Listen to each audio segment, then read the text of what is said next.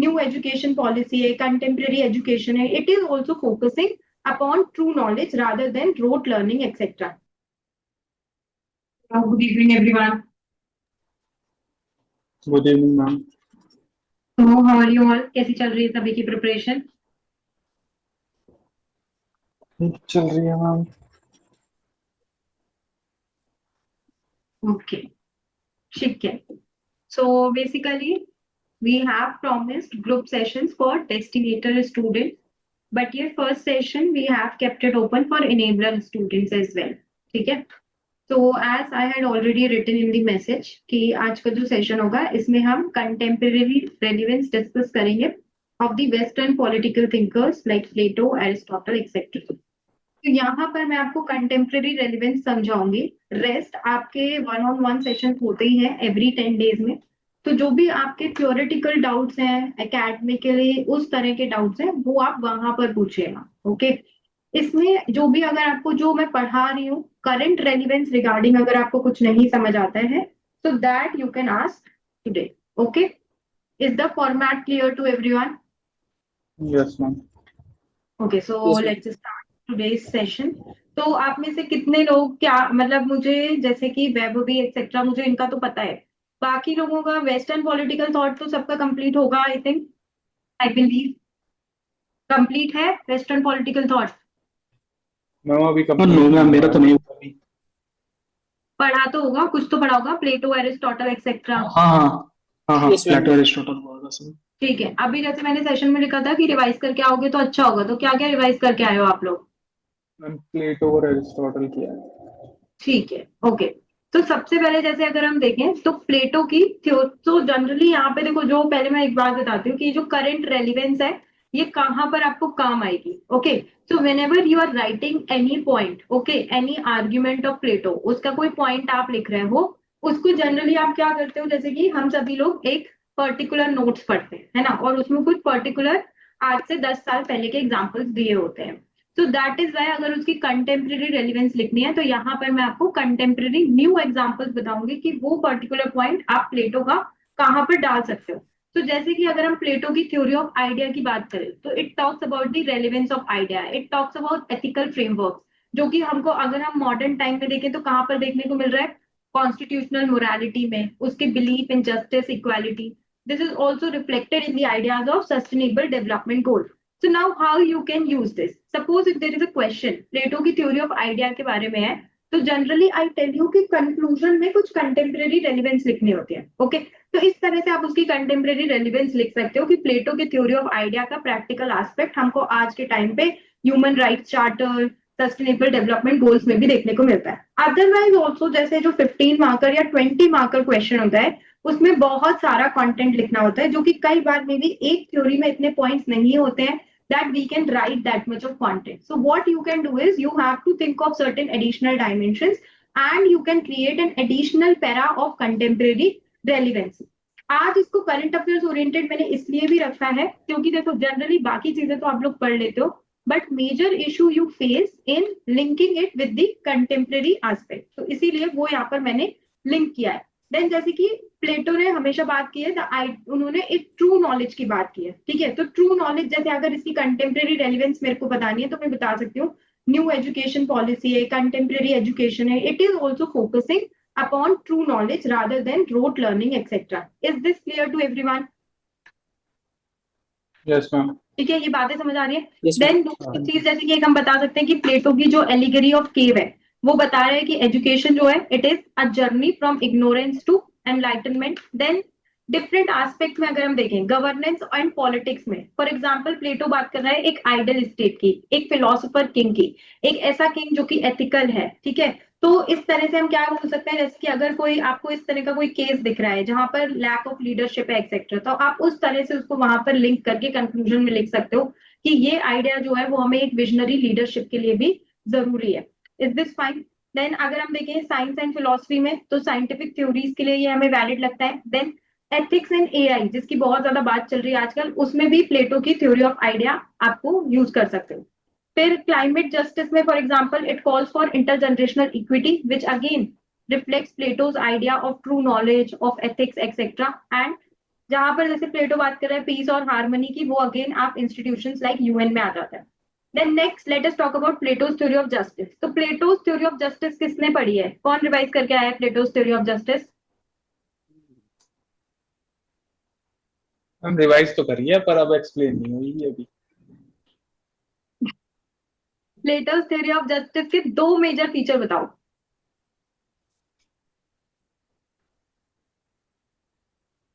Anyone? दो major feature हैं Plato's theory of justice के।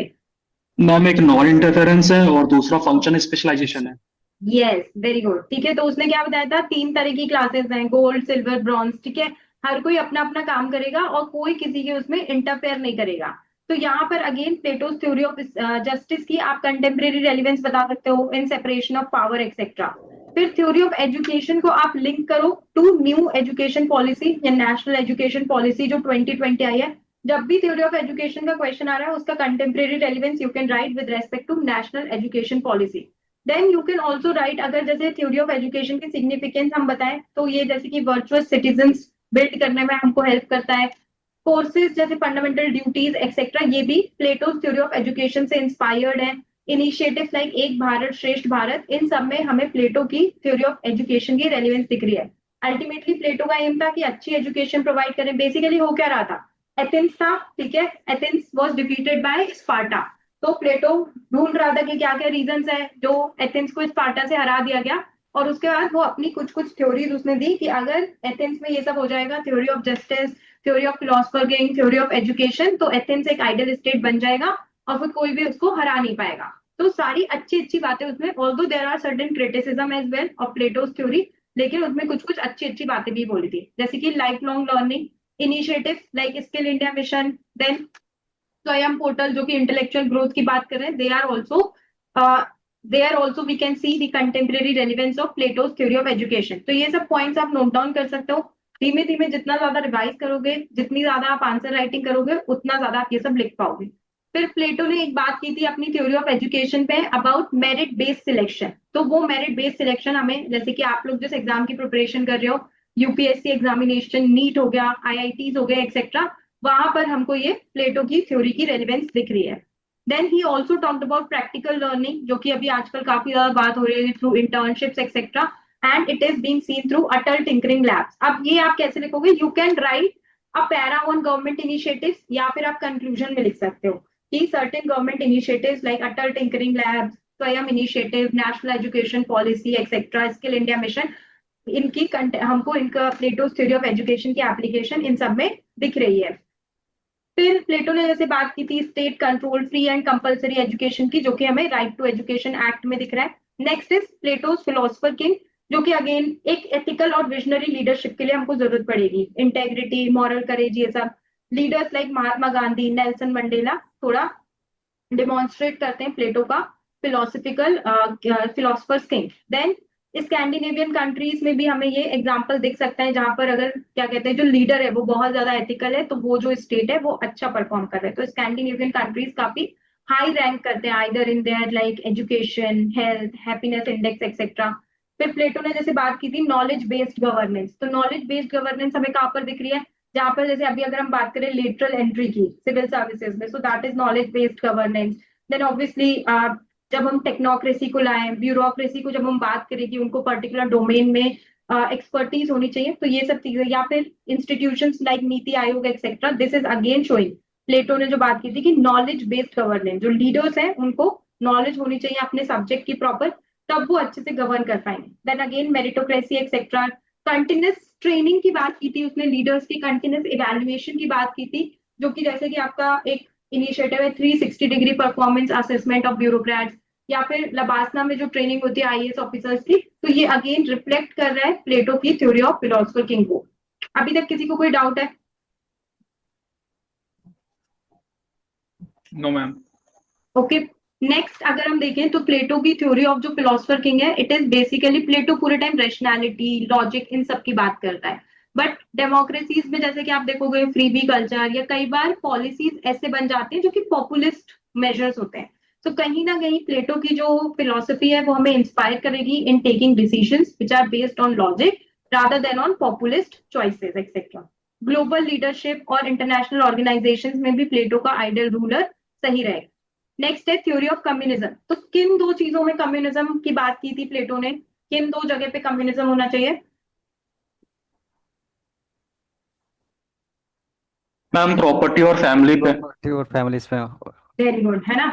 थ्योरी ऑफ कम्युनिज्म कहाँ, प्रॉपर्टी पे कम्युनिज्म और लगाया था उसने, और और फैमिलीज पे। family पे। यस। हाँ सचिन, आप कुछ बोल रहे हो? मैम यही बोला था, प्रॉपर्टी और फैमिलीज। यस, प्रॉपर्टी और फैमिली पे, ठीक है। तो ये कहीं ना कहीं जो थ्योरी ऑफ कम्युनिज्म है करेंटली अगर हम देखें तो ये हमें सोशलिस्टिक आइडियल्स हैं, सोशलिस्टिक पॉलिसीज में हमें ये देखने को मिलता है। For example MNREGA, universal health care etcetera. और जहां पर ये दिखा रहा है कि रूरल, उसमें क्या हो रहा था कि प्रॉपर्टी और फैमिली पे लगा रहा था, तो वो बोल रहा था कि क्या कहते हैं, जो रूलिंग क्लास होगी उसके पास प्रॉपर्टी नहीं होनी चाहिए। तो कहीं ना कहीं ये हमें दिखा रहा है कि जो रूलर है उसको वेल्थ नहीं परस्यू करनी है, उसको selfless public service. So this is how we can see the contemporary application of Plato's theory of communism. Now next let us come to Aristotle. पहले मुझे बताओ एरिस्टोटल के फेमस वर्क का नाम क्या है? What is the name of the famous work of Aristotle?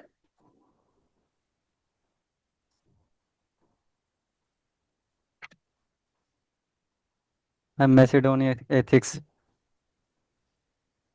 कौन सा एथिक्स? निकोमैकियन? Yes ma'am.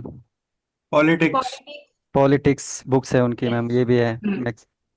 ठीक है, मेजर बुक याद होनी चाहिए पॉलिटिक्स। ओके, बाकी politics. Rest is also fine. Very good Sachin. कौन था Aristotle?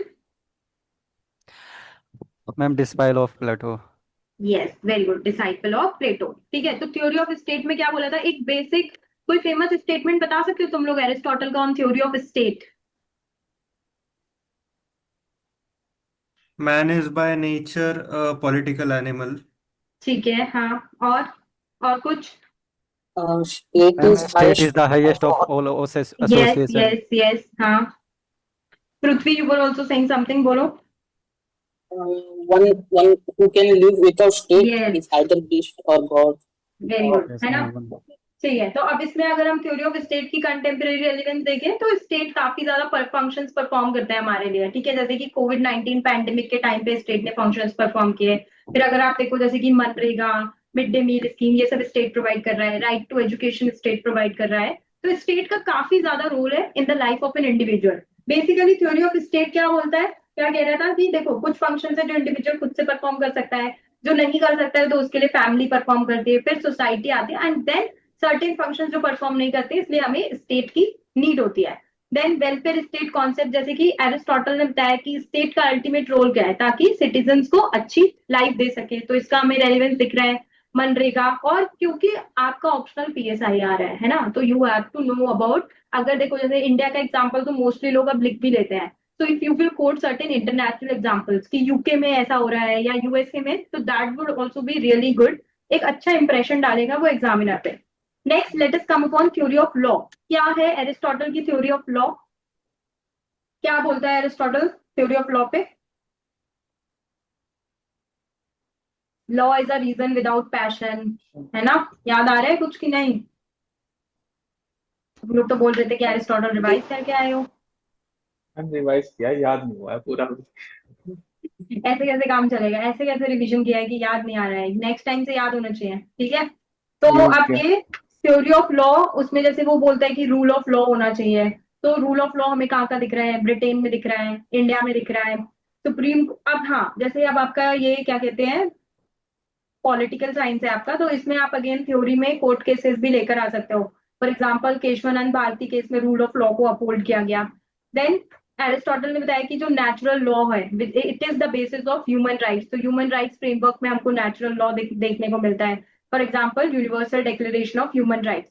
Another is theory of justice. तो थ्योरी ऑफ जस्टिस में क्या बोल रहा है वो, डिस्ट्रीब्यूटिव जस्टिस होना चाहिए, it is on the basis of merit etcetera.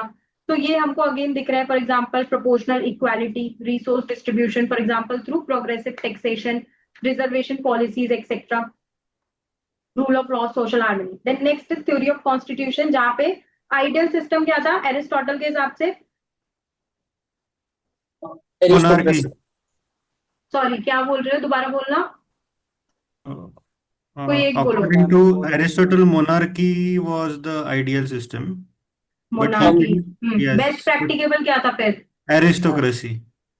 Ma'am polity. Polity था। polity। इतने कॉन्फिडेंस से बोला इसलिए तो कि मुझे भी कंफ्यूजन हो गया। Polity was the best practicable, ठीक है। Yes, तो ma'am. Which is like mixed constitution, तो ये अगेन इंडिया यूके यहाँ पर हमको देखने को मिल रहा है। अब मैकियावेली का तो देखो बहुत ही इजी है। मैकियावेली का बेसिक कॉन्सेप्ट उसका, जैसे अगर बेसिक सबसे बेसिक था सेक्युलरिज्म पे, तो वो हमको देखने को मिलता है इंडिया में, यूएसए में, article 25 to 28 under Indian constitution. फिर एक बेसिक कॉन्सेप्ट ये भी था मैकियावेली का, जहाँ पे वो बोल रहा था एंड्स जस्टिफाई द मीन्स। तो इसको जैसे आप बता सकते हो कि फॉर एग्जाम्पल यूएस की ड्रोन स्ट्राइक्स हुई टेररिस्ट लीडर्स पे, तो this prioritize national security over concerns about sovereignty. तो यहाँ पर उसके एंड्स जस्टिफाई कर रहे हैं मीन्स को। देन कोविड-19 के टाइम पे जैसे गवर्नमेंट ने स्ट्रिक्ट लॉकडाउन सर्विलेंस मेजर्स लिए थे, but it was to protect public health. तो इस तरह के एग्जांपल्स के थ्रू आपको अपना पॉइंट जस्टिफाई करना है, ओके। अगर आप ऐसे एग्जांपल्स नहीं दोगे तो उतना ज्यादा समझ में नहीं आता है। एग्जांपल्स से कोई भी थ्योरी बेटर समझ आती है। Then he also talked about use of fear. All. Ruler को वो बोल रहा था ना कि आयरन रॉड से रूल करना चाहिए रूलर को। Yes, ma'am. तो use of fear over. Sachin आप कुछ बोल रहे हैं? नहीं मैं इसी को रिपीट कर ma'am. Fear like Hobbes, love fear like a low and love is कुछ नहीं ma'am, nothing ma'am. Yes yes, very good. तो यहाँ पर अगर इस तरह से एग्जांपल देना है कि use of fear over love, तो ये basically China, Russia, North Korea, इन सबका एग्जांपल दे सकते हो।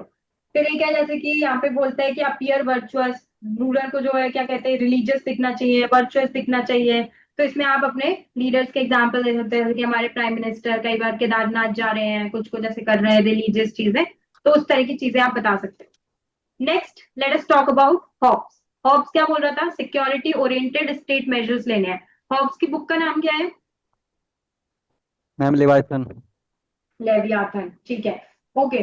तो हॉब्स ने एक एब्सोल्यूटिस्ट स्टेट क्यों प्रपोज किया था? What was the reason that Hobbes proposed an absolutist state? Ma'am state के अंदर बहुत ज्यादा कंडीशन, बहुत ह्यूमन नेचर स्टेट के वाज अंदर नहीं, विदाउट स्टेट। विदाउट स्टेट क्या था? Might is right, life was might is nasty, right, war, brutish and brutally शॉक। ब्रूटली बिहेवियर था ऑफ ह्यूमंस का मैम, हम्म, सेल्फिश थे। ओके। ये सब याद होना चाहिए तुम लोगों को। निर्विशेष लिख रहा है, pessimistic view of nature, yes very good, है ना। इसीलिए पेसिमिस्टिक उसने व्यू ऑफ बोला नेचर। कि एब्सोल्यूट अथॉरिटी देनी पड़ेगी स्टेट के हाथ में। तो अगेन यहाँ पर जैसे कोविड-19 का एग्जांपल दे सकते हो कि स्ट्रॉन्ग सर्विलेंस की उस टाइम पे हमको नीड थी। Then like support for anti terror laws, तो अगेन यहाँ पे जैसे यूएसए का कोई एक्ट लेके आओ, आफ्स्पा लेके आओ। अल्टीमेटली जो हॉब्स की थ्योरी थी, it was like reflected in the modern state as well, कि क्यों जो लोग हैं उन्होंने गवर्नमेंट फॉर्म की, for example to escape disorder. जैसे कि इंडिया में जो कंट्रीज आफ्टर डीकोलोनाइजेशन जो कंट्रीज एस्टैब्लिश हुई थी। तो this was all about today's group session. अभी आप लोगों के जो भी डाउट्स या कंसर्न्स हैं वो बताओ मुझे।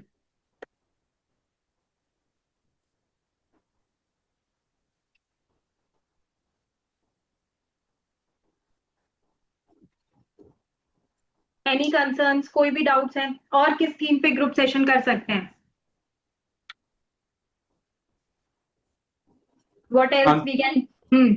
आंसर राइटिंग पर मैम। आंसर राइटिंग पे, ठीक है, करेंगे। आंसर राइटिंग पे भी करेंगे, नेक्स्ट सेशन करते हैं आंसर राइटिंग पे।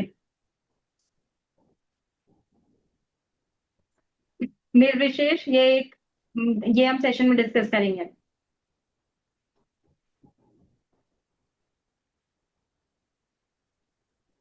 मैम ठीक है।